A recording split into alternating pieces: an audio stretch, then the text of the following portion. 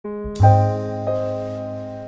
everybody, I am jemrus Marasigan, and BSI student of Batangas State University. Lives at Sitio Cababalo, Barangay Patimbatu West, Calaca, Batangas. As you can see, our place is near at the seaside. But fishing is not focused here because of the factories near at the seashore.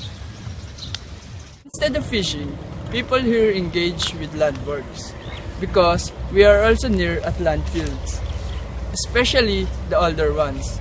They till the land even if they are not the owner of the land. Just like my tito. He is a farmer who tilled the land, who tilled other land. Season, they plant different crops like rice plants, corns, and others to maintain the nutrients of the soil. As I see in our community, when planting rice, they remind me our traditional bayanihan. They help each other, farmer, on planting the rice or what they call sakno. Just like my uncle says, every time the rice season is near. Sasaknong ako sa aking karate para ako nasaknuhan.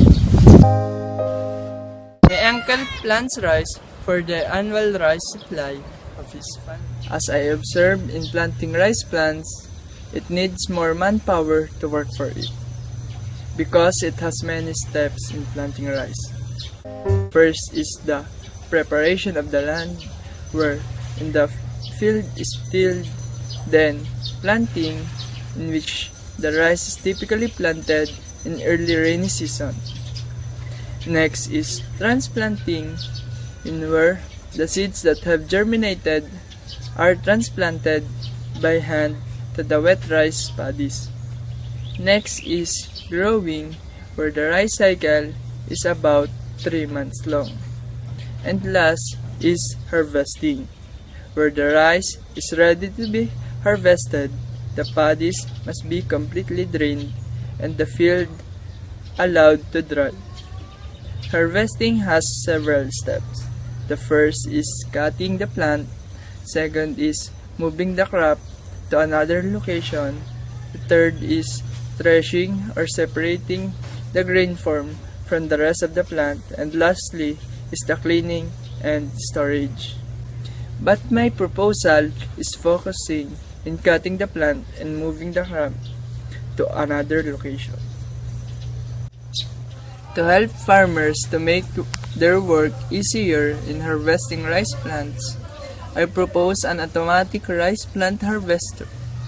It is an automatic machine that will cut fully grown rice plants on a given dimension. It will cut rice plants row by row and compile the harvested rice plants in every end of the paddies.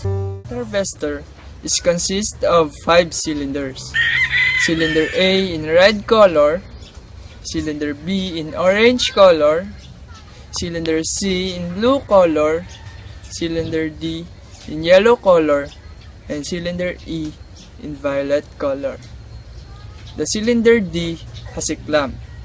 The machine has also 2 push buttons, the start and stop button, a limit switch that will open in the end of the paddies, and the container of the cutted rice plant. The parts position is like in the figure. The machine has 2 processes. First is cutting the rice plants, and 2, moving it in another location. In cutting process, the cylinder A will extend to cut the rice plants. Then cylinder B will extend to lift the cutted rice plants. The cylinder A will retract after cylinder B is fully extend.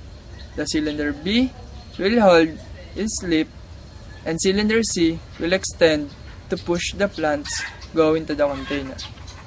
After pushing the plants to the container, the cylinder C will back to its original position. The cylinder B will also retract when cylinder C is in its original position. This process or operation is repeatedly done until the machine didn't reaches the end side of the rice field or paddies. In moving the cutted rice plant process, the limit switch will turn on only when the machine touches the end of the paddies. The limit switch is the start switch for the two cylinders, the cylinder D and cylinder E. Cylinder D has a clamp and cylinder E is connected on the end of the cylinder D. When the limit switch is turned on, cylinder D will extend straight to the container, then will clamp on the collected rice plants. Then it will retract while holding the collected plants. After retraction of cylinder D, cylinder E will start to extend to place the cylinder D outside the machine and holds it until cylinder D doesn't clamp up and back to its original position. Then cylinder D will extend again the clamp and clamp off on the ground, then retracts. After this, cylinder E will retract to its original position. And this is a one-cycle process of the automatic rice plant harvester. This is the ladder diagram of cutting process.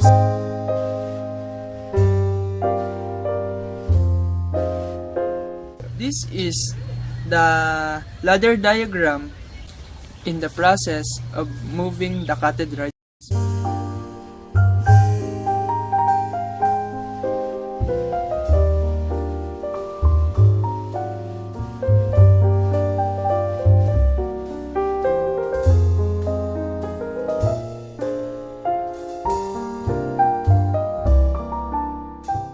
This is the instruction list of the cutting process.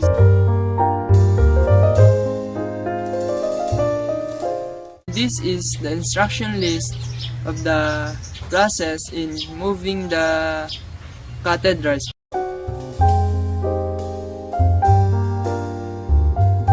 The benefits of this machine, the automatic rice plant harvester, is to less manpower's work in harvesting the rice.